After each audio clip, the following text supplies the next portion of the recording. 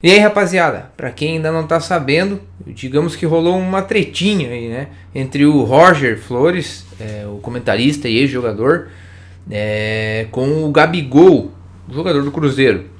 O Roger sugeriu que talvez o Gabigol tenha perdido a vontade de jogar bola. Até vou abrir aspas aqui pra dizer exatamente o que ele falou, né? É preciso ser apaixonado pelo jogo, pela bola.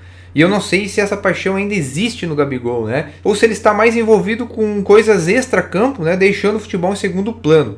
Aos 28 anos, o auge físico dele, ele deveria estar bem mais focado, bem melhor fisicamente, voando, isso que ele quis dizer provavelmente. Ao meu ver, um comentário nada ofensivo, tá? Só que a gente não sabe como que as coisas chegam até o jogador, né? Pode ter chegado ao Gabigol que o Roger... Nossa, o Roger fez um comentário absurdo em ti, ele falou que tu não joga mais nada, que tu acabou pra carreira. Não foi exatamente isso que ele falou, né? Mas pode ter chegado dessa forma. E aí o Gabigol então resolveu dar uma alfinetada e postou isso aqui. Já um comentário bem mais ofensivo ao meu ver. Olha quem está falando sobre amor ao futebol. Qual era o apelido dele quando jogava?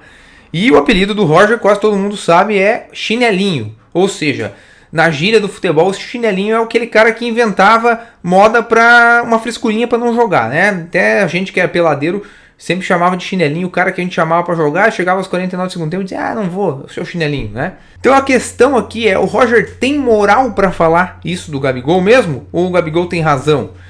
Ao meu ver, então, se a gente comparar o auge dos dois jogadores, o auge do Roger como jogador e o auge do Gabigol, o Gabigol está muito acima, né?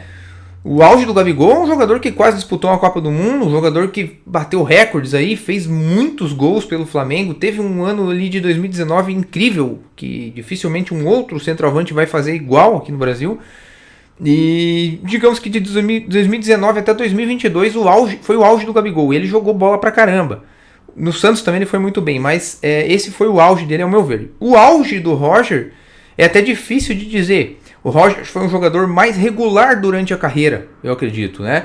Não teve essa queda tão brusca como o Gabigol teve, que foi desde o ano de 2022. Eu acredito até que o fato de ele não ter ido para a Copa do Mundo aquele ano, o Tite não ter convocado ele se esforçou tanto para ir, acabou desmotivando bastante ele e ele não conseguiu voltar ao mesmo patamar, né, jogar do mesmo jeito. Então, comparando os auges, é claro que o Gabigol foi melhor, né? Mas o Roger foi um jogador mais regular.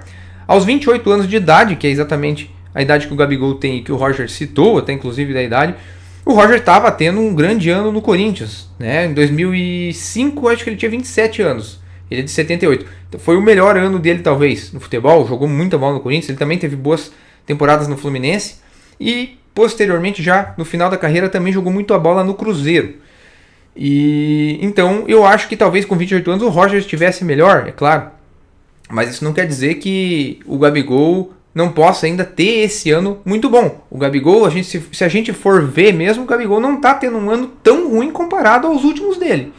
Ele em 13 jogos fez 7 gols. Ele jogou pouco, ele vem jogando pouco. Esse é o problema do Gabigol, né? E agora acabou até perdendo a titularidade aí no time do Cruzeiro. E uma outra questão que a gente tem que levantar aqui é que são tempos diferentes no futebol. Apesar de não fazer tanto tempo assim que o Roger se aposentou, já fazem quase 15 anos, mas não parece que é tanto, né? O futebol evoluiu muito no quesito monetário. Então, as cifras que o Gabigol ganha hoje sendo um jogador aqui no Brasil nem se comparam com a época do que o Roger ganhava quando jogava aí no Corinthians, no Fluminense, nos outros times aqui que ele jogou no Brasil. Então, a gente não sabe se o Roger ganhasse tudo isso de grana que o Gabigol ganhou, se ele teria tanta motivação também, se ele estaria hoje, por exemplo, comentando ali e passando por situações como essa, né, polêmicas desnecessárias como essa. Então eu acho que é uma história que tem um certo ou errado, talvez seja o ponto de vista de cada um, e talvez seja como chegou a informação pro Gabigol que fez ele ter essa reação toda, né? Mas de qualquer forma eu também acho que o comentário do Roger não foi tão pesado, né? E eu acho que o Gabigol já deve ter deixado passar muitas pressões de torcida, comentários aí, também cobrança da imprensa, né? Bem piores que essa, e ele deixou passar. Então eu acho que a informação deve ter chegado nele aí num jeito meio bruto, né, do Roger, como se o Roger tivesse feito uma crítica severa a ele. Não acho que foi tudo isso. E vocês, galera, comentem aí, quero saber o que vocês acharam. Tem alguém certo nessa história? O Roger tem moral para falar do Gabigol?